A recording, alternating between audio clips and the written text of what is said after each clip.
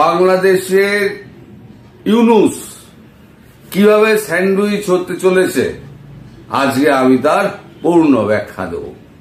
একটু ধৈর্য ধরে শেষ অবধি শুনুন। ভিডিওটা ছোট করব কিন্তু ক্রিস্পি ভিডিও হবে। আপনারা সবাই খুব চিন্তিত ছিলেন যে আরাকান আর্মিকে একটা ওই কি বলে হিউম্যানিটেরিয়ান সাপোর্টের জন্য একটা প্যাসেজ দেওয়ার কথা হচ্ছে। তো এই নিয়ে সবাই খুব চিন্তিত। চীন করেছে কি, যেহেতু আমেরিকা এখানে পা দিচ্ছে, চীন যেহেতু জান্তা বা জুন্তা যাই বলুন না কেন যে সরকারকে তারা সাপোর্ট করে, কারণ তাদের কয়েক বিলিয়ন ডলার ওখানে মায়ানমারে ইনভেস্ট করা আছে, সেগুলো তারা রক্ষা করার জন্য জুন্তা সরকারকে তারা সাপোর্ট করে। এবার চীন জুন্তা সরকারকে পুরো বলে দিয়েছে এখানে এই হচ্ছে, তোমাদেরকে আক্রমণটা করবে। স্বাভাবিকভাবে তাদের দেশের উপরে আক্রমণের একটা চক্রান্ত করা হচ্ছে জুন্তাকে তুলে দেওয়ার জন্য। জুন্তা কি ছেড়ে দেবে? ছেড়ে দেবে না। এবার চীনকে বলেছে আমাদের তাহলে সাহায্য করুন। চীন বলেছে ঠিক আছে। চীন তো বরাবরই এই করে বেড়ায়। চীন বলে ঠিক আছে, তাহলে আমার যে সমস্ত ইনভেস্টমেন্ট আছে সেই ইনভেস্টমেন্ট গুলো সুরক্ষিত থাকবে, তোমরা এটা কথা দাও। ওরা বলেছে ঠিক আছে, আমরা কথা দিলাম, আমরা এই ইনভেস্টমেন্টে আমরা হাত দেবো না, কাউকে হাতও দেবো না, তার জন্য আমরা বিশেষ ব্যবস্থা তৈরি করছি। এইবার চীন ওখান থেকে সমস্ত অস্ত্র ফস্ত্র যা যা পাঠানোর, টাকা পয়সা যা যা পাঠানোর, চীন ওখানে পাঠিয়ে যাচ্ছে। এইবার জান্তা সরকার এবার করবে কি, বাংলাদেশের ওপরে দামাদাম করে এবার অ্যাটাক করবে। গতকালকে এই যে আমাদের প্রধান উপদেষ্টা মানে অপদেষ্টা অবৈধ সরকারের, তিনি গিয়ে বলেছিলেন না যে আমাদের যুদ্ধের জন্য প্রস্তুত হয়ে থাকতে হবে। উনি বুঝতে পারছেন যে এদিকে ভারত পাকিস্তান যুদ্ধ হলেও তিনি রক্ষা পাবেন না, কারণ ভারত এদিকে তাল ঠুকছে ঢোকার জন্য। আবার এখানে মায়ানমার আর্মিকে যদি একে কি বলে আরাকান আর্মিকে যদি এখানে মানবিক করিডোর দেওয়া হয়, তাহলে কিন্তু জান্তা সরকার তাকে ছাড়বে না। এখন বাংলাদেশ মধ্যিখানে স্যান্ডউইচ, এদিকে ভারত চাপছে, ওদিকে জনতা সরকার চাপবে। এইবার হয়তো খুব শিগগিরই দেখবেন মানে মায়ানমারের বিমান আপনাদের আকাশে চক্কর মারছে। ভারত আক্রমণ করার আগে মায়ানমারই হয়তো আপনাদের আক্রমণ করে দেবে। সুতরাং এই যে লোকটা আপনাদের এখানে বসে আছে, এই দুটো লোককে দেখলাম যে জাতিকে শেষ করে দেয়। এক হচ্ছে আসিম মুনির পাকিস্তানের, আর দ্বিতীয় হচ্ছে আমাদের মোহাম্মদ ইউনূস। তিনি বাংলাদেশ শেষ করছেন, উনি পাকিস্তান শেষ করছেন। এরা হচ্ছে জাতির কলঙ্ক। এখন এই যে বাংলাদেশের লোকেদের কি হবে আপনি ভাবুন। ভারতবর্ষের মতো তো আর্মি নয়। জুন্তা তারা কি করে, তারা হচ্ছে সাধারণ মানুষের ওপরই জুলুম করে। আর ভারতবর্ষের আর্মি যদি সাধারণ মানুষ দেখে, লোকালয় সাধারণ মানুষ লোকালয়কে হিট করবে না। সাধারণ মানুষ দেখলে পরে হাত নমস্কার করে তারা বলবে যে আপনি চলে যান। জুন্তা সরকার কিন্তু ওরকম করে না। তারা বসতি এলাকাতেও তারা বোম মারবে, ইনস্টলেশনে বোম মারবে, এবং যেখান যেখান দিয়ে তারা প্যাসেজের রাস্তা তৈরি করা প্ল্যান করা হয়েছে সেটাতেও বোম মারবে। সুতরাং আপনাদের আগে গেলেও খাড়ি, পিছে গেলে কুয়া। আর এর জন্য দায়ী সম্পূর্ণ মোহাম্মদ ইউনূস। আমেরিকা ঢুকবে কি ঢুকবে না সেটা পরের কথা। এবার আমেরিকা যদি ঢোকে তাহলে না ভারত সায় দেবে, না চীন সায় দেবে, না রাশিয়া সায় দেবে।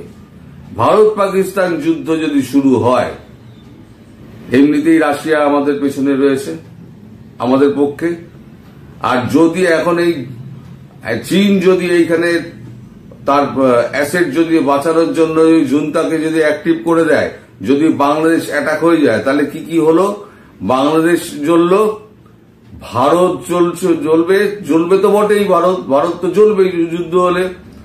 ওদিকে পাকিস্তান, তাহলে 3টে রাষ্ট্র জ্বলছে, রাশিয়া ডিস্টার্ব, চীন অর্থনৈতিক দিক দিয়ে ডিস্টার্ব। তাহলে এই 3টে শক্তি যদি এক হয়ে যায়, রাশিয়া করবে কি, সোজা ইউরোপে গিয়ে হামলা শুরু করে দেবে। তাহলে এইবারে হবে কি, একটা ধীরে ধীরে বিশ্বযুদ্ধের একটা পরিস্থিতি তৈরি হবে। ভারত পাকিস্তান দিয়ে যা শুরু, যে কোনো ছোট দিয়ে শুরু হয় তো, ভারত একটা 24 জনের একটা মৃত্যু দিয়ে কিন্তু এই ঘটনা শুরু হলো, দেখে রাখবেন। এটা শেষ যে কোথায় হবে তা কিন্তু এখন কেউ বলতে পারে না, কারণ এর কিন্তু এখনো নাটক, অনেক চিত্রনাট্য লেখা হয়নি, এগুলো অলিখিত চিত্রনাট্য বহু হয়ে রয়েছে, যা ভবিষ্যতের জন্য তৈরি হবে, ঘটনা পরম্পরার ক্ষেত্রে তৈরি হবে। আর তার জন্য সম্পূর্ণ দায়ী থাকবেন এই ডক্টর ইউনূস। এই জাতিটাকে শেষ করার জন্য ডক্টর ইউনূস একা দায়ী, এককভাবে দায়ী। বাংলাদেশের মানুষ যদি এখনো না বুঝতে পারেন, এই ইউনূসকে না সরালে পরে আপনাদের জাতি বাঁচবে না, তাহলে কিন্তু আপনারা কিন্তু খুব ভুল করছেন। আপনার সমবেতভাবে রাস্তায় নামুন, রাস্তায় নেমে এই সরকারকে উৎখাত করুন। এই সরকারকে উৎখাত না করলে কিন্তু আপনাদের জীবনের চরম দুর্গতি নেমে আসবে। সেই দুর্গতি কিন্তু আপনারা সামলাতে পারবেন না, কারণ ভারত কিন্তু যদি ঢোকে, ভারত আপনাদের শুধু অ্যাসেট নষ্ট করবে, ইনস্টলেশন নষ্ট করবে। আপনাদের যে সমস্ত জঙ্গিগুলো রয়েছে সেগুলোকে ধরবে, সেগুলোকে মারবে, কিন্তু সাধারণ মানুষের উপরে বোমা ফেলবে না বা তাদের গুলিও করবে না। হ্যাঁ, তার জন্যই আমি বারবার বলি যে 71-এ রাজাকাররা যে ভূমিকা নিয়েছিল, আজকে 2025-এ আওয়ামী লীগকে সেই রাজাকারের ভূমিকা নিতে হবে। ভারতীয় আর্মি যখন ঢুকবে তখন তাদেরকে দেখে দেখে ডেকে ডেকে চিনিয়ে দিতে হবে, এটা হচ্ছে সন্ত্রাসী, এটা হচ্ছে সমন্বয়ক। এরাই বলেছে ভারত বয়কট করো, এরাই ইউনূসকে এনে বসিয়েছে, এরাই হচ্ছে উপদেষ্টা। আমরা তো চিনব না, ভারতীয় সেনাবাহিনী চিনবে না, তো আপনাদেরকে চিনিয়ে দিতে হবে। কিন্তু এটা হচ্ছে ভারতীয় সেনাবাহিনী, কিন্তু জান্তা সরকার বা জুন্তা সরকারের যে সেনাবাহিনী আছে তারা কিন্তু ভীষণভাবে নৃশংস এবং তারা কিছু দেখে না। সুতরাং আপনাদের যদি বাঁচতে হয়, এই জুন্তার হাত থেকে যদি বাঁচতে হয় আর ইউনূসের হাত থেকে যদি বাঁচতে হয়, উনি তো আমেরিকার থেকে প্রচুর টাকা নিয়েছেন, একটা ভাষা ভাষা খবর পাওয়া যাচ্ছে, এখনো কনফার্ম না, আমেরিকার থেকে প্রচুর টাকা উনি নিয়েছেন। উনি মালটা বোঝেন, আপনার ভাবুন, উনি শুধু টাকাটা বোঝেন, উনি টাকাটা নিয়েছেন। টাকাটা নিয়ে উনি আরাকান আর্মির সঙ্গে, যদিও এটা একটা অবৈধ সরকার, এর কোনো চুক্তি কিন্তু আন্তর্জাতিক স্তরে মান্যতা পাবে না, কিন্তু যদি ওর যাওয়ার আগে যদি এখানে যদি আমেরিকান সোলজার ঢুকে পড়ে এবং সত্যি সত্যি ওই কি বলে হিউম্যানিটেরিয়ান করিডোরের আড়ালে, খাবার দাবারের আড়ালে যদি অস্ত্রশস্ত্র পাচার করে, তাহলে পরে জান্তা সরকার কিন্তু আপনাদের ছেড়ে দেবে না।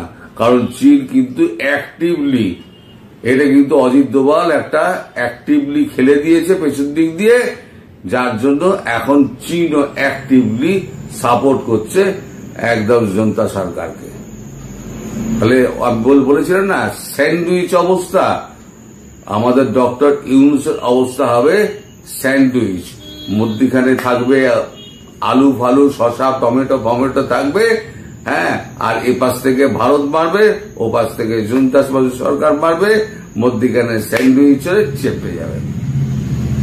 তাই ভাবছি আপনি পালানোর, বলছিলাম আপনি পালানোর রাস্তা দেখুন, সৈন্যবাহিনীকে প্রস্তুত থাকতে হবে না, আপনি পালানোর প্রস্তুতি নিন, আপনি পালানোর রাস্তা খুঁজুন। আপনার কপালে কিন্তু অনেক দুর্গতি লেখা আছে, আমি অনেক দিন আগে থেকে বলেছি আপনার কপালে দুর্গতি লেখা আছে, এবং ওই দুর্গতি যে লেখা আছে, আমার কথাটা যেটা আছে সেটা শতভাগ সত্য প্রমাণিত হবে ভবিষ্যতে। ভারত এখন ওদিকে তাকাচ্ছে না, ভারত এই নিয়ে ব্যস্ত তো, ওদিকে এখন তাকাচ্ছে না। আপনি আরাকান আর্মিকে কি হিউম্যানিটেরিয়ান করিডোর দেবেন, ভারত এখন তাকাচ্ছে না। ভাবছে ও তো সারা অবৈধ সরকার, ও যা করছে করুক গিয়ে, পরে যখন হবে তখন দেখা যাবে, উনি আমরা বুঝে নেব। চীন, রাশিয়া আর ভারত মিলে ওটা বুঝে নেবে। আমেরিকার সঙ্গে শত্রুতা করতে চাইলে আমেরিকা শত্রুতা করবে। আমেরিকা এই কাজগুলো করছে বলেই তো ট্রাম্পের ফোন আজকে ধরেননি, গতকালকে ধরেননি মোদিজি। কারণ তুমি পেছন দিক দিয়ে ব্যাকস্ট্যাপিং করছো, আর সামনে তুমি এসে আমার সঙ্গে গলা জড়িয়ে you are my great friend বলছো। এগুলো দুটো তো একসঙ্গে চলতে পারে না, তাই না? আপনি আপনার বন্ধুর গলা জড়িয়ে ধরে আপনি পেছন দিয়ে চাকুটা খরচ করে মেরে দিলেন, এটা তো হয় না। আপনি ব্যবসার জন্য আপনি সমস্ত কিছু আপনি ভারতের সঙ্গে দহরম মহরম করছেন, এদিকে আবার ভারতের ওপরে, চীনের ওপরে, রাশিয়ার ওপরে নজর রাখার জন্য আপনি ওখানে একটা খ্রিস্টান কান্ট্রি করার আপনি এখন ধান্দা করছেন। দুটো তো মিল খাবে না, তেলে আর জলে মিল খাবে না। সুতরাং আমেরিকার ট্রাম্পের বা ট্রাম্প বাবুর ফোন কিন্তু মোদিজি ধরেননি। মোদিজি বলেছেন আমি একা সক্ষম। সারা বিশ্ব থেকে তাকে বলা হয়েছিল আপনার কি হেল্প দরকার। রাশিয়াও বলেছিল আমি সৈন্য পাঠাবো, আমি অস্ত্র পাঠাবো। ভারত বলেছে আমার দরকার নেই, আমি একা করে নেব, দুটো দেশ আমি একা সামনে নেব। ভারতবর্ষের সামরিক শক্তি যা আছে, দুটো দেশকে ট্যাকেল করা খুব সোজা ব্যাপার। আর একটা দেশ তো মারার আগেই সে শুয়ে গেছে, সে লোকানোর ধান্দা করছে। আর একটা দেশ সে শুধু সোশ্যাল মিডিয়ায় বীর দর্প দেখাচ্ছে, ওরা হচ্ছে কাগুজে বাঘ। দুটো দেশের অবস্থা আমাদের বোঝা হয়ে গেছে, আমাদের বেশি দিন সময় লাগবে না দুটোকে টাইট করতে। তো যাই হোক, আপাতত দেখা যাক কোন দিকে যায় ঘটনা। আমি আবার আপনাদের কাছে আসবো, আপডেট হলেই আপনাদের কাছে আসবো। সবাই ভালো থাকবেন, সুস্থ থাকবেন, সাবধানে থাকবেন। নমস্কার।